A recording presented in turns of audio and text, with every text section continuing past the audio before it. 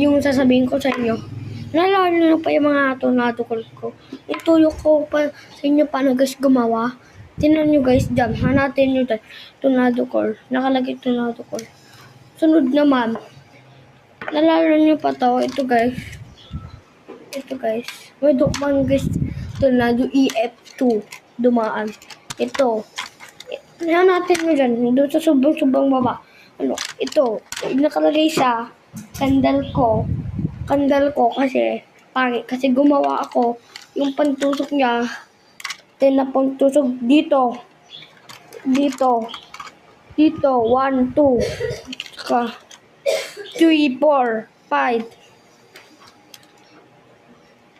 6. Ay, hindi pala dyan. 7, 8, 9, 10. O, 10.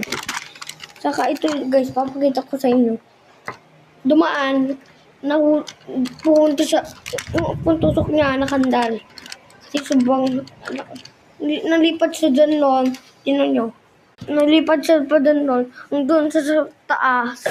Saka nahulog sa dyan na.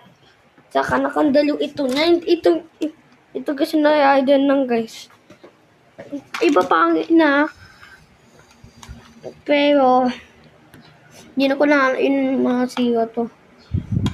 Nasisigaw na din talaga to.